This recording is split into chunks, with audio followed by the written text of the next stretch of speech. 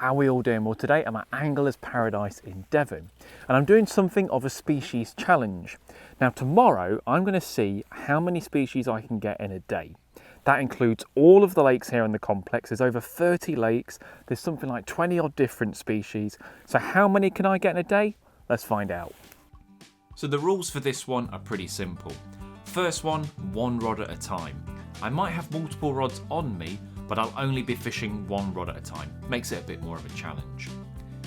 Number 2, it's got to be caught on the complex. So any of the lakes count, but I've got to catch it on a lake that Angler's Paradise owns. Number 3, it's got to be within a day's fishing. So dawn till dusk, that's when I've got to catch the fish. No other days count. And lastly, all the normal fishery rules apply, so I need to stick within that. Other than that, it's how many species can I get within dawn till dusk at Angler's Paradise. I was up bright and early hoping to get a top predator for my first species. Right, well, first cast of today's species challenge. Get that in. So I'm starting off on Valhalla, which is the only pike lake at Angler's Paradise.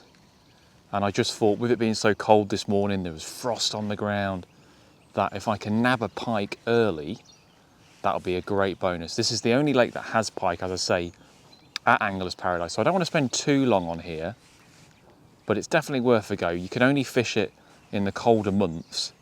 So this is my only chance really to get a pike.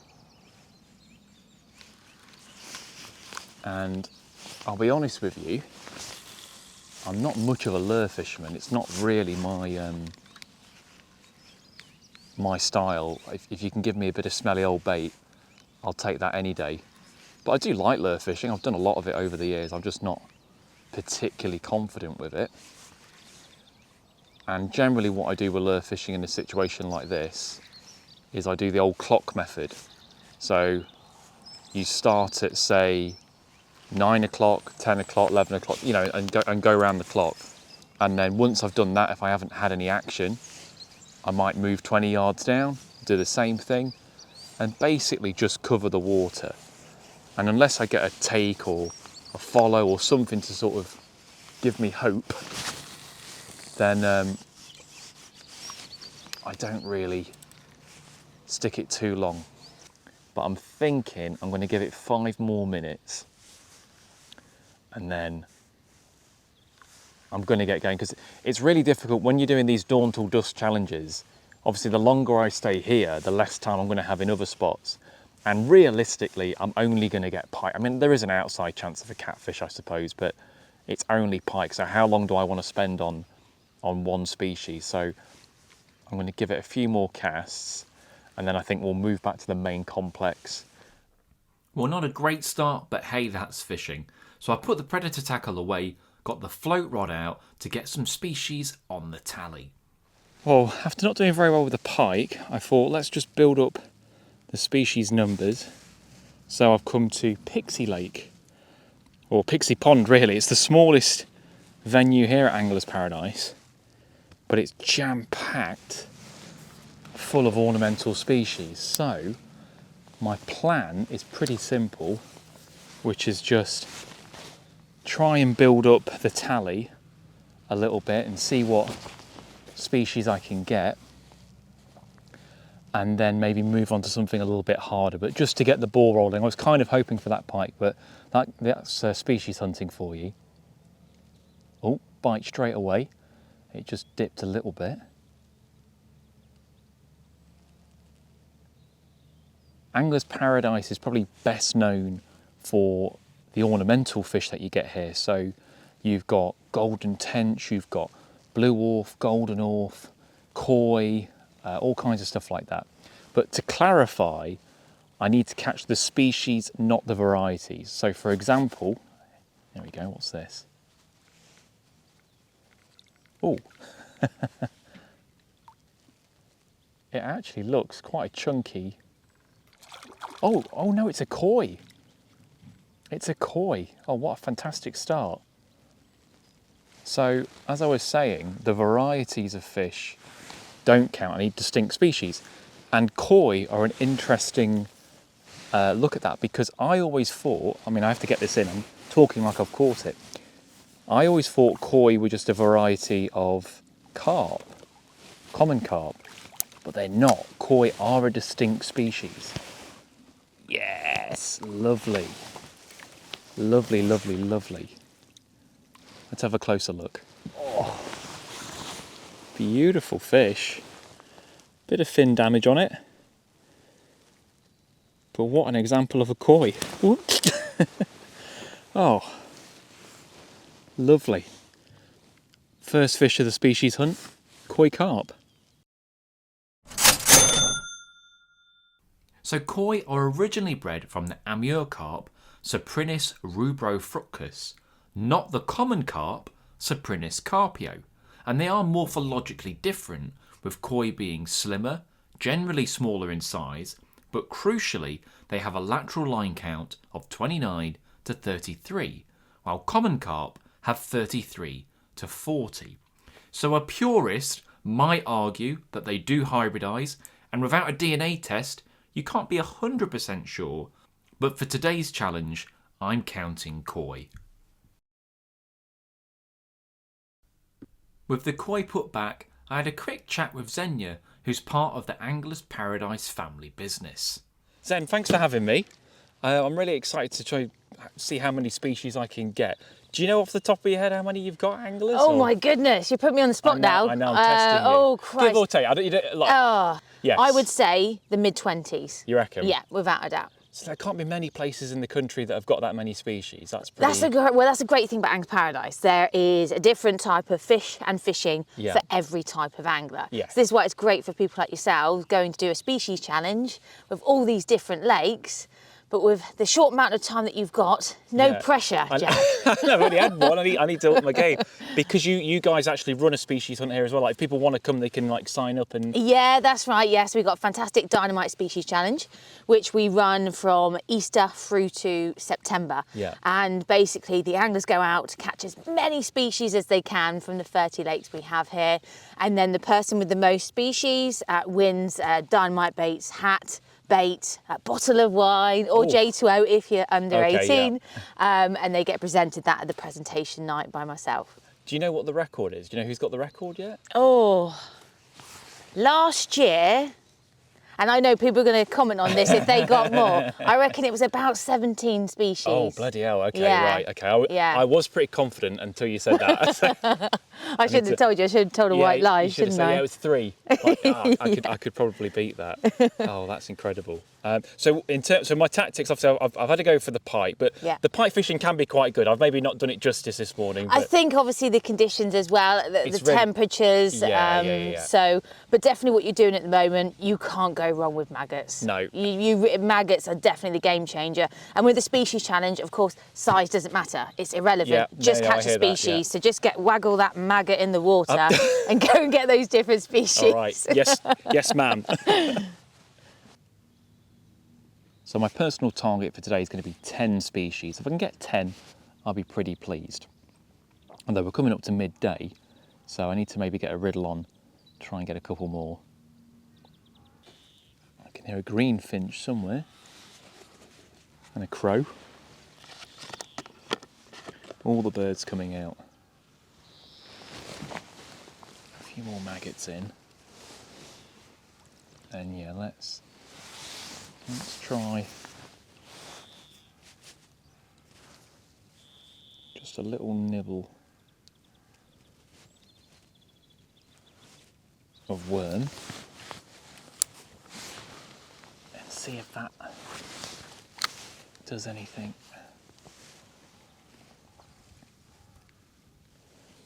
I'm fishing near the lily pads in the hope of a golden tench,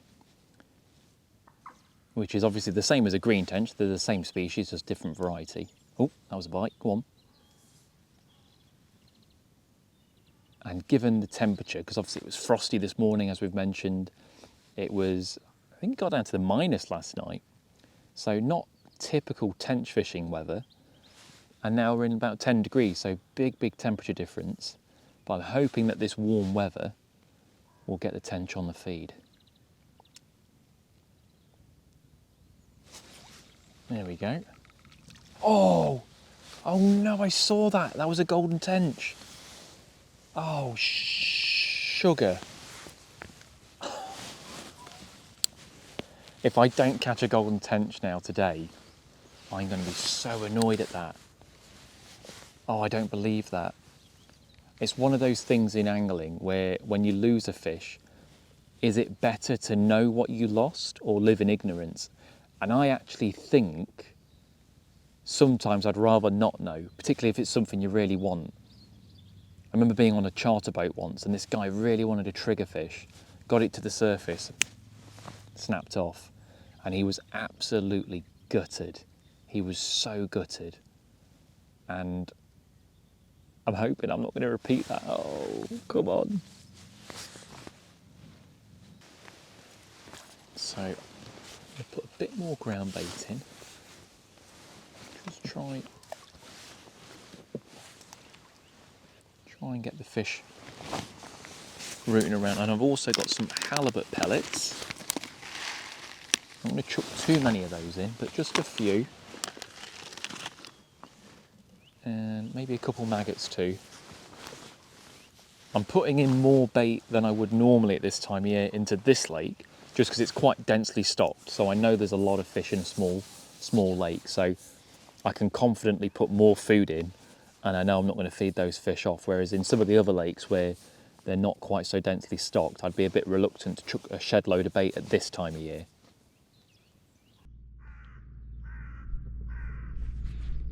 Oh, oh, hey, hey, hey.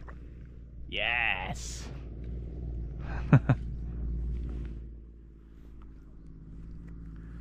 There we go. All right, well, it's like holding a bar of soap, but there it is.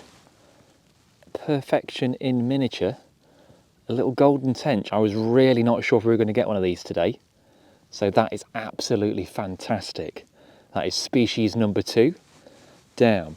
So I think we're going to move to the float lake now and try and tick off a couple more species.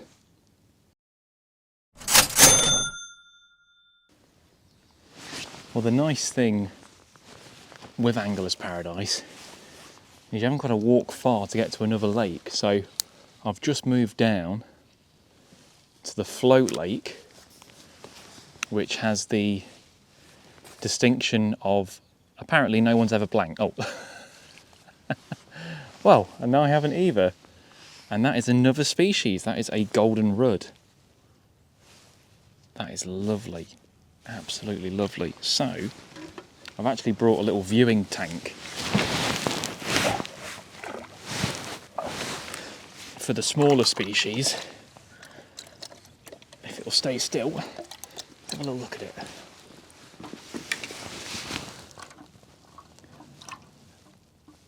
So this is a golden rudd. Again, not a separate species to the other rudd that we get, which ironically, like natural rudd, are actually golden, whereas this is more of like a carrot colour. But that is my third species of the day, so we're cooking on gas. Now I know someone in the comments is going to say this is an orth, not a rudd. So let me just get ahead and say it's definitely a rudd. It had an upturned mouth, the dorsal fin was high on the back, and a deep body. As much as I would have liked this to have been an orth, it wasn't. That's a better fish. Bit of weight to it anyway. Oh, goldfish, right. I'm pretty sure that's a goldfish. Oh, let's get you in. Yeah. Look at that. That's a fat goldfish. I can't say there are many anglers who are normally pleased to get a goldfish, but for a species hunt, they're a great addition. And that is a real fat one. That's great. Great big scales on it. Leaving the float lake, I then headed to the tench lake, as I really wanted an orf, as well as tench, there's quite a few orf in there. There are orf in the float lake, but it's riddled with rudd and goldfish, so it can be tricky to get through them. Fishing a float after 30 minutes, it dipped down, and I caught something I really wasn't expecting. Well, I had to do a double take then. I wasn't quite sure what I've caught, but I've caught quite possibly the smallest grass carp ever. Now, I was hoping for a grass carp, but given the cold conditions and the fact that although pretty much every lake here at Anglers Paradise has grass carp, doesn't have many, to get this, I mean, this is really tiny. To get one out of the tench lake, I'm just blown away. Absolutely ridiculous to get that on this species hunt. The way I can tell it's a grass carp is if we look at the eyes compared to the head, they're enormous. So you might confuse that for a chub or an eyed, but those eyes are huge compared to the head at this size. They will kind of even out as it grows up. And it's got that kind of pointed nose a little bit like a grass carp, but that's bonkers. I'd hoped to get one today, but I didn't really think my chances would be that high. So that's a real bonus.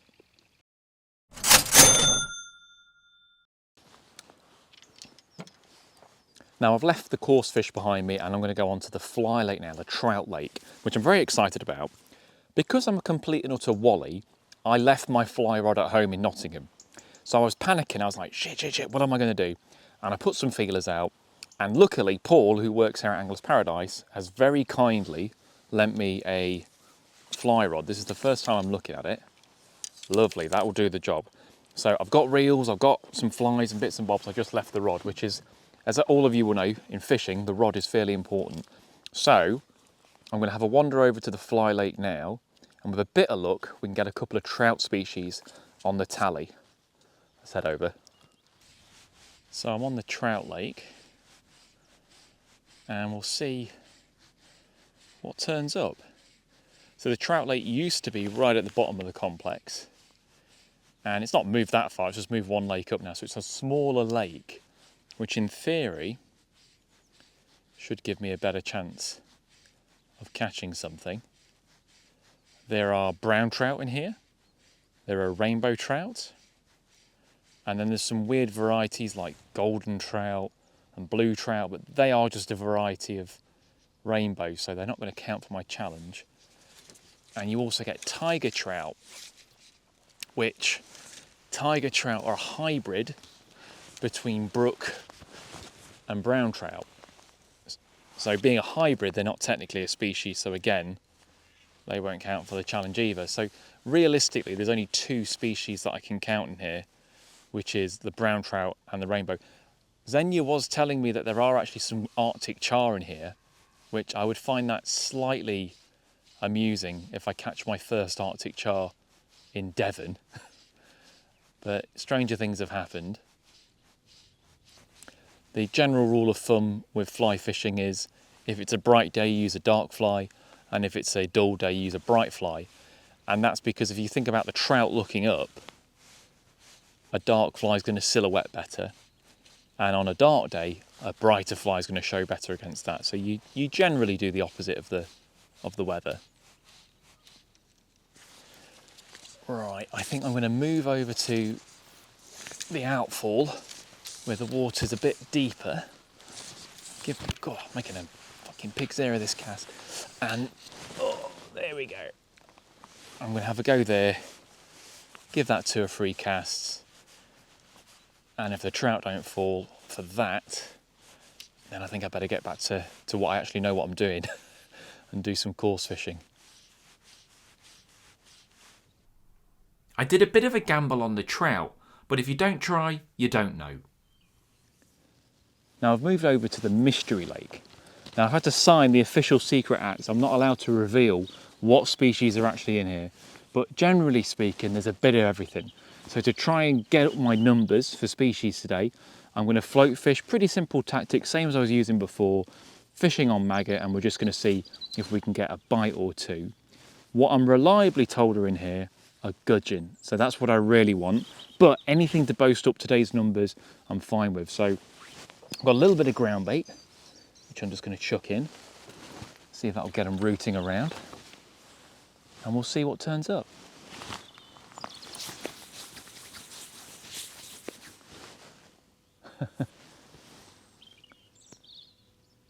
one of the things I've always enjoyed about fishing at Anglers Paradise is the wildlife's really tame. I guess they're just used to people. They see so many people sitting there concentrating on the fishing, not bothering the animals. So there's always a robin or a chaffinch or something that comes to nick your maggots, which I don't mind. I can pay the maggot tax. They can have a couple of those. The float is just starting to dip. There we go, a little small. Oh, hey, a perch, my first perch. Well, not my first perch ever, but my first perch of the trip. That is absolutely tiny, but it counts. Let's have a closer look at it. He's a bit of a scabby little perch, but I'll take that. There never used to be perch at Anglers Paradise. When I started fishing here years and years ago, and they brought them in for some of the predator lakes, and now I think they're dotted around most of them now, so that is great. Well, that's perch ticked off the list anyway. Because I keep getting knocks, there we go. And another silvery thing. This was another species I was hoping we would get here, and that is a chub. It's a very small chub, but here's a chub, right. Very silvery. Let's have a closer look at it. It's not an eyed, which you could easily confuse it for because there are lots of orth, which are basically just an ornamental version of an eyed. The reason I can tell it's not an eyed is the mouth. Chub have got an enormous mouth. Eyed, it's much smaller. And I know there are chub in here anyway, so I'm pretty confident in calling that a chub.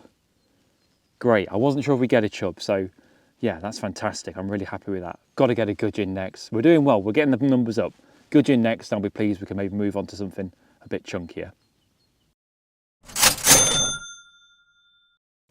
Chatting to one of the bailiffs, just trying to work out what's the kind of max number of species I could go for. He did say that there are actually some pure crucians in here, and they stock some. The problem is, obviously, those crucians are going to breed with the goldfish that are in here and the carp. So while those parent fish would be relatively easy to tell apart from carp and goldfish, if they do spawn with them, the offspring are going to be really tricky. But that does mean that there are some pure crucians in here as well. To be honest, with the cold temperatures, I'm not going to hold my breath for catching a crucian today. There are barbel. I know there are barbel in here and in a couple of other lakes.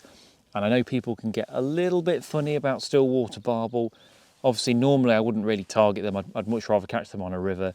But for a species challenge, I'll certainly take a barbel today if I can get one. But anything goes. I'm not too fussy. If it's got fins, I'll catch it.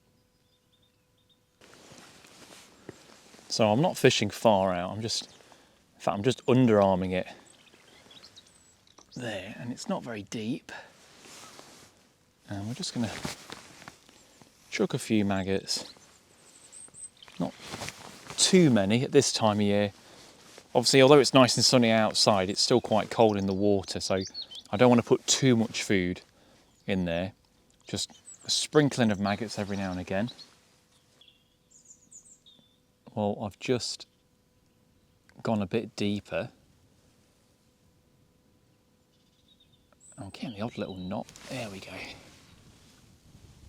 Yes, yes, yes, yes, yes, yes, yes. Fantastic. Oh, what a fish. You can't catch a gudgeon and not smile. Fucking shit myself then. I've got gas guns to keep cormorants away. My God, that gudgeon nearly went flying, right. So there it is, Gobbio, Gobbio, the gudgeon, the gonk, whatever you want to call it. They are gorgeous. If gudgeon only got to 10 pounds, no one would bother with barbel or carp. You would just stick around for these guys. They've got this beautiful blue speckling along the flanks. One of their old names was glass carp because they were thought to be transparent. Wonderful. I always think of them as a river fish, but they do perfectly well in lakes. They breed in lakes. That's not a bad sized gudgeon, actually. So I think that's a sign for me. I mean, there might be one or two more species we could maybe pick up, but let's move on and maybe get a bit more of a bend in the rod, see if we can't get something a bit bigger.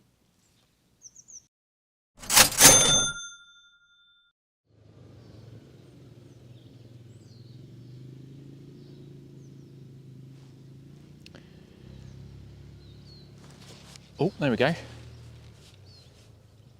Straight away. Well, I've moved on to the beginner's carp lake. Unsurprisingly, to try and catch a carp, because although we had a koi this morning, I've not had a common or a mirror, which is Cyprinus carpio. I've never fished this lake before, and it's meant to be sort of like the easy water, and literally that was my first cast, and I've hooked something that is, I don't think it's tiny, although I'm not going to bully it too much. I don't think there's any monsters in here, but it's certainly up to like mid doubles. So this is good, this is what we want, more of this in species hunting. Admittedly, I've not actually seen the fish yet. I mean, geese have photobombed me. Piss off, geese. Fucking geese. I've not actually seen the fish yet, but I think it's pretty much only carp in here anyway. I don't think it's a big fish, I think it's just spirited. Which is fine, doesn't need to be big, just needs to be a carp. Should be a big tench now. Which ordinarily I'd much rather have a big tench than a carp. But I do need a carp today. Come on.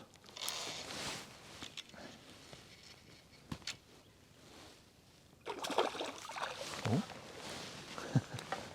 Looks like a nice common.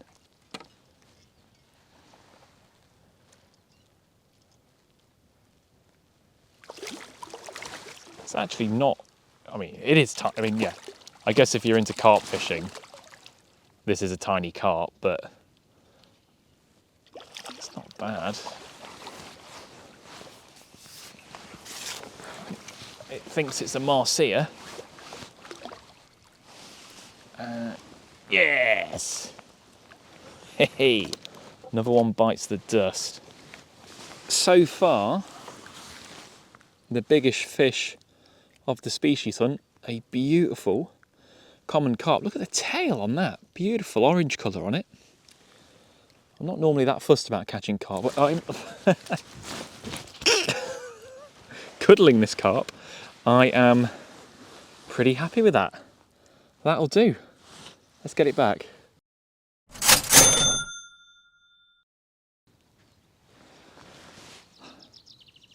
So I kind of bought myself some time catching that carp straight away.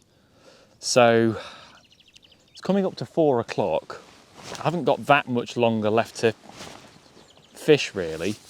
So I need to think about this kind of practically. I am very tempted to go for a catfish, but the reality is I'm only going to have a couple of hours, and I don't know, I'm not confident that if I can't catch a pike in this weather, I ain't going to get a catfish.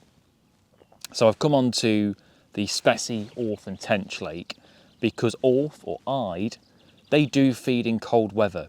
In fact, originally Ide, that's why they were brought over. They're not a native species. Ide are from Sweden, continental Europe, and they were brought over for match fisheries because they feed really well in cold conditions. So in theory, the Orth, which are just an ornamental version of an Ide, should feed well in cold weather as well. And I feel, well, relatively confident that I can hopefully get an Orth or an Ide, and that will kind of see me off, and then I'll have to tally up all the species. One of the things I really like about Angler's Paradise is, obviously, it's a commercial fishery. You know, these are man-made lakes, they're dug for people to fish specifically, they've got a lot of fish in them. But then I'll just look into a corner and I can just see some hills of Dartmoor over there. I get like a real glimpse of the wild. Or there's so many birds calling. You've got kingfishers, you've got woodpeckers drumming, you've got snipe and... Oh, I bought my float. I wasn't watching my float. Oh, bloody hell. Wow. There's an enormous koi, absolute beast of a koi, just going by on the surface. What a monster. There are a couple of koi, there aren't many koi in here, but what koi are in here are absolute beasts. I'm not sure I want to hook that. Well, I wasn't recording but I have caught a fish. What fish is it, you ask? The smallest, oh, he's got his fins up, the smallest perch in the world. And I think this might be the last fish of the day. I'll just get him back. I've been fishing for a couple of hours. It's coming up to 5 o'clock now. I don't know. It's been pretty slow in here. Apart from that perch, the float's not really moved. So I think I'm going to cash in my chips. Given the fact that we've had really, really cold start to the day, then we've had bright sunny conditions. Obviously, we're at the end of winter now, beginning of spring. So the water's still pretty cold. The fish aren't quite on the feed. If I was going to do a species hunt at any time of the year, the best time would have been maybe in a couple of months' time. So my question is, can you come to Angler's Paradise and get more than 10 species? I'm sure you probably can, but it is a great fun to try out. There's so many different lakes. Obviously, there's a few species that I missed, so I reckon that there's a really good challenge out there if someone's up to it to give it a go. So the scores on the doors are as follows. We had a koi, a golden tench, a rudd, a goldfish, a grass carp, perch, chub, gudgeon and common carp. So that leaves it at 9 species. Highlight for me is that little mini grass carp. So absolutely phenomenal that I caught that. 9 species is a good day on any normal day, and I think the weather was a little bit against me. I'm pretty sure if I went back on a warmer day, I could have easily beaten that. Have you enjoyed these longer form videos? I am planning to do more like this, so if you'd like to see this kind of stuff, comment down below and I'll try and make some more happen. Hopefully you've enjoyed this video. Don't forget to like, share and subscribe, and I'll see you in the next species hunt. Cheers.